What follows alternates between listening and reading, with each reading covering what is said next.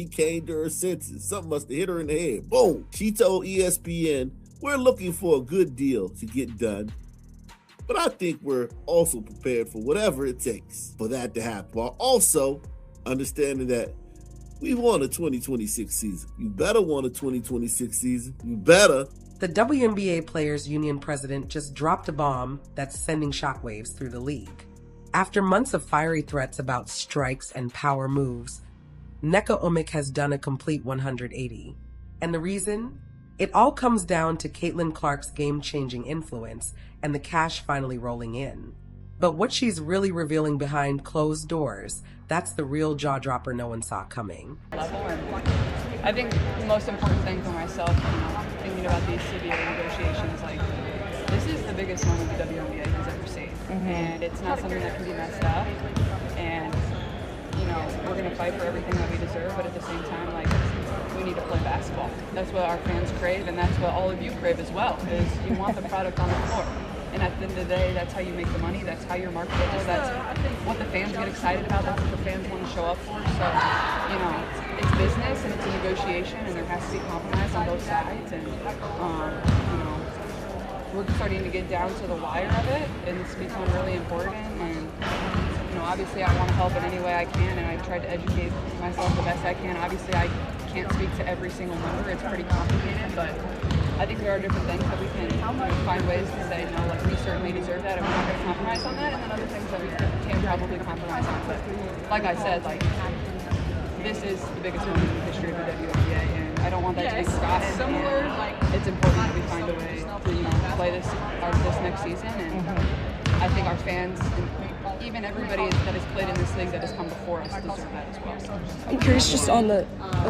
really is just talking to people, see about the status of these different players. Here's the question burning up the WNBA right now. If you're a player, are you really thinking about sitting out the 2026 season just as the league is finally cashing in big? Or would that be the dumbest play in history? Sound off in the comments. This situation is heating up fast. It be known, the players remain united, resolute, and prepared to fight for their value and for their future. Signed by Martin Luther King Jr.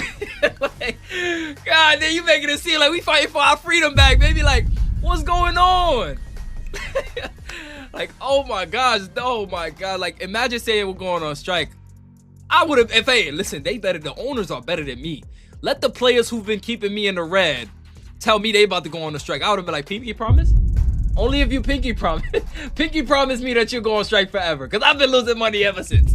Caitlin is the only reason I'm making money. I'd have been shoved out. Pinky promise, please go on strike. Please. Let's break down what just went down. Nneka Omik, the WNBA Players Union president, has done a total 180. She went from hardline negotiation mode to practically begging everyone to get real. In a recent interview with ESPN, she said, "We're looking for a good deal, but we're also prepared for whatever it takes, while understanding we want a 2026 season." Wait, you want a 2026 season? Then you better make sure it happens. No excuses. No stalling.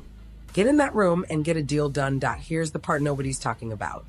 The league is finally making real money for the first time ever, and you're about to derail it over ego and bad timing. Have you lost your mind? This is momentum you cannot waste, and here's how it's going to play out. If players strike, people will pick sides, and it'll be extreme. Social media will explode, taking everyone to polar opposite corners. No middle ground, no nuance, just chaos, anger, and division. Until Caitlin came along. And now you want y'all even thinking, the majority of the players are okay with the strike. This is leadership.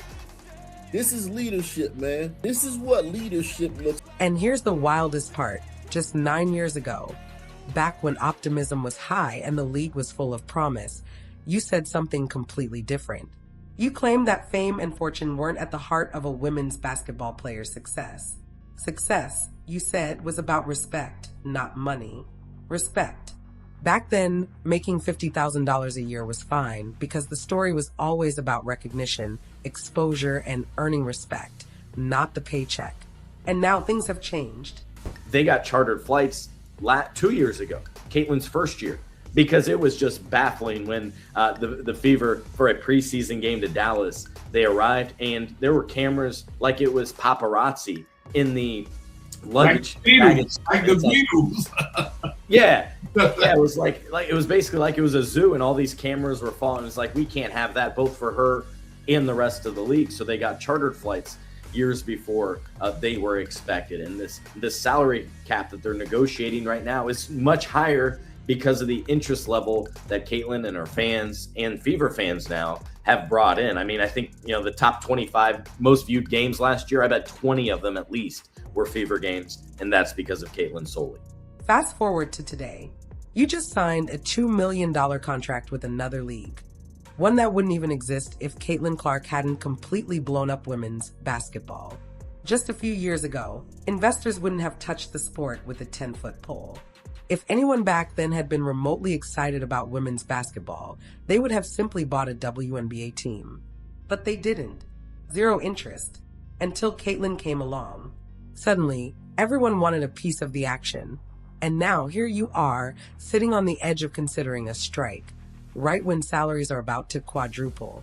When you're flying private, when people actually know your name, even if they can't pronounce it, when crowds are filling arenas, and when the league is finally turning a profit after decades of losses. This is what leadership looks like, folks. And I'm not being sarcastic here. This is real leadership. Realizing the magnitude of the moment and understanding that you're on the verge of fumbling the biggest opportunity this league has ever had. You need to wake everyone up. Shake them. Ask, have you lost your minds? We were playing hardball. Yes, but we are not going to strike. Are you kidding me? Because here's what happens if you strike. That momentum vanishes. The casual fans disappear. The sponsors reconsider. Investors pull out. Suddenly, you're back at square one, playing in front of 3,000 people and making pennies. Let's put this into perspective. If you sign the new CBA deal on the table right now, you could make over $1 million this year. That's almost equal to what you've earned over your entire 13-year career. 13 years in the league, earning a total of $1.4 million. And next year alone, you could make $1.3 million, nearly your entire career earnings in just one season. And yet, some are talking about sitting out over leverage you don't even have, over principles abandoned 9 years ago when you said money wasn't the point. The timing couldn't be worse. Think about the last CBA negotiations in 2020. If players had pulled this stunt back then, the owners would have celebrated. They would have folded their teams without hesitation.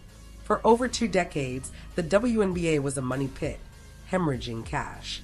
But now, for the first time ever, owners actually want this league to survive.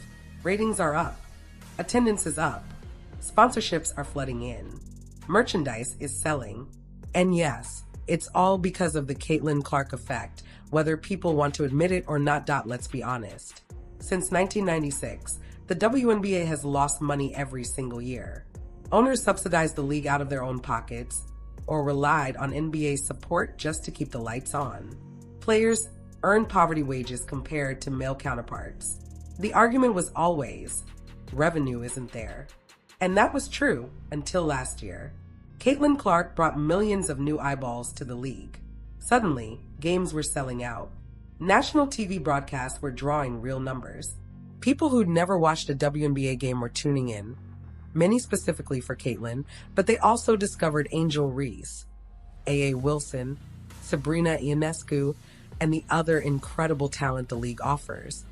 This exposure created opportunities that didn't exist before. Players started landing endorsement deals. Social media followings exploded. Leagues like Unrivaled launched with multi-million-dollar investments because women's basketball became profitable almost overnight. The ecosystem transformed in months, and now, just as everything is finally working, the players' union flirts with the idea of a strike. It's self-sabotage at a level that's almost impressive. Here's the thing people don't understand about leverage in negotiations. It only works when both sides have something to lose. Right now, for the first time in league history, owners have something to lose. They're finally making money, and they want to keep making money. That's real leverage for the players. Strike now. That leverage evaporates instantly. Casual fans vanish. Sponsors rethink deals. Investors walk away. Another reality nobody talks about: most WNBA players are not Caitlin Clark. They're not AJ Wilson. They don't single-handedly bring in millions of viewers. They benefit from the rising tide that lifts all boats. Strike now, and those role players, the ones making $75,000 a year, will suffer the most. Stars will survive. They have endorsements, overseas contracts, and other opportunities. But the majority of players rely on this deal to make real progress. Nneka Omik finally realized all of this, which explains her drastic change in tone. She went from "we're prepared to strike if necessary" to "we really want a 2026 season to happen." She did the maths. She talked to players.